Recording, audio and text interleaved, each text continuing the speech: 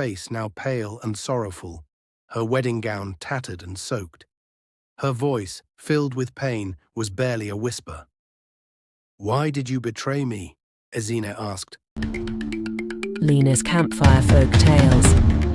In a land nestled between dense forests and sparkling rivers lay the village of Umuaka. Known for its beauty and serenity, Umuaka was once untouched by sorrow.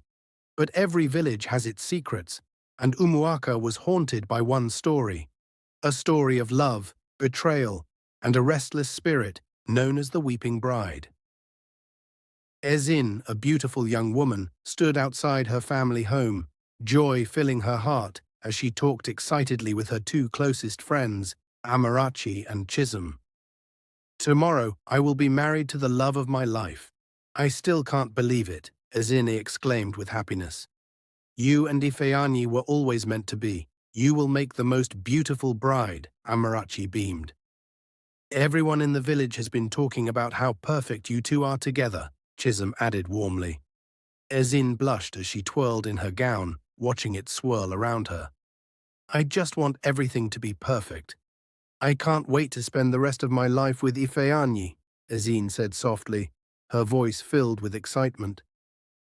But not all was as it seemed. That evening, Ezine, walking through the village with a basket of fruits, stumbled upon a heartbreaking sight: her beloved Ifeanyi in the arms of another woman.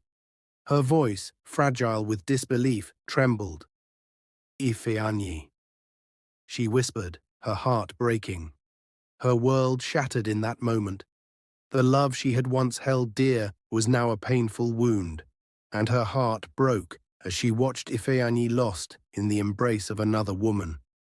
Tears streamed down her face as she fled. That evening, Ezine's heart was torn apart. The man she had dreamed of marrying was no longer hers. The night is dark, with only the full moon casting a silver light over the village.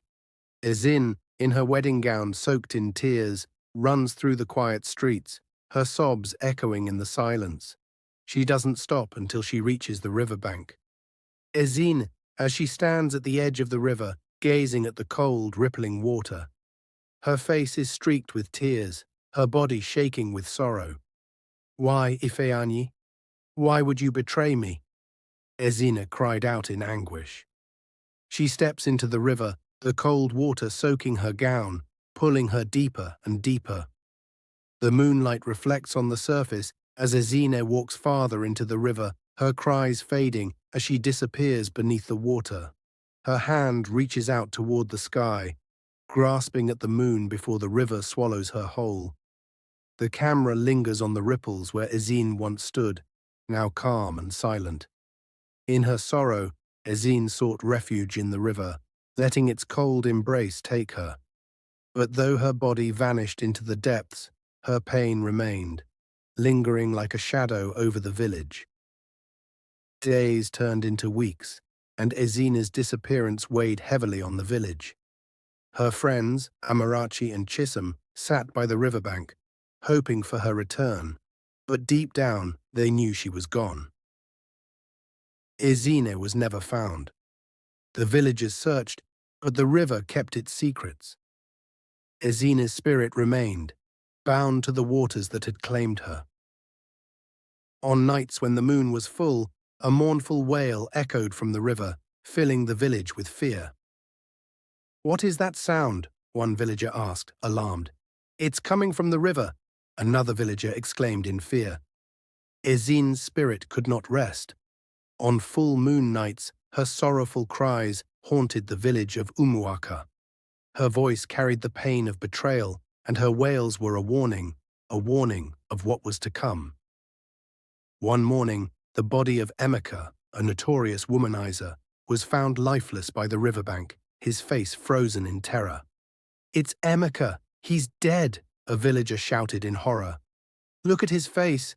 It's like he saw something terrifying," another villager observed grimly. The first victim was claimed.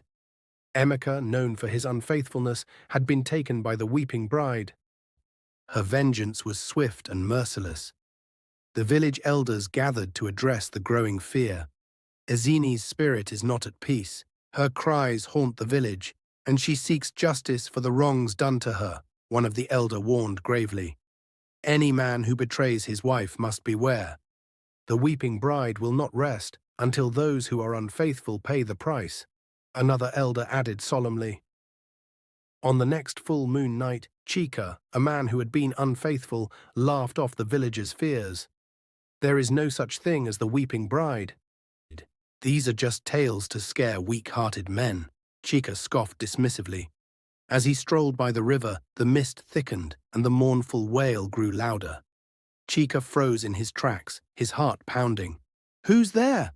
Chika shouted, his voice trembling. From the mist, Ezine's ghostly figure emerged, her once radiant face now pale and sorrowful, her wedding gown tattered and soaked. Her voice, filled with pain, was barely a whisper. "Why did you betray me?" Ezine asked, her voice heavy with sorrow. Chika tries to run, but the mist wraps around him like cold hands. He collapses to the ground, his face frozen in terror, and by morning, his lifeless body was found, a chilling testament to the weeping bride's wrath. Chika, like Emika before him, was claimed by the vengeful spirit of Ezine. Her cries were not mere warnings, but promises of retribution for those who betrayed their loved ones. The village was gripped by fear. The once peaceful village of Umuaka was now haunted by the sorrowful wails of a betrayed bride, a chilling reminder of the price of unfaithfulness. To this day, the legend of Ezine, the weeping bride, lives on. Her story serves as a haunting reminder of the consequences of betrayal. On full moon nights, her cries echo through the village, warning all who would dare betray the ones they love. Thank you for watching. Please like, subscribe, share, and put on the notification bell.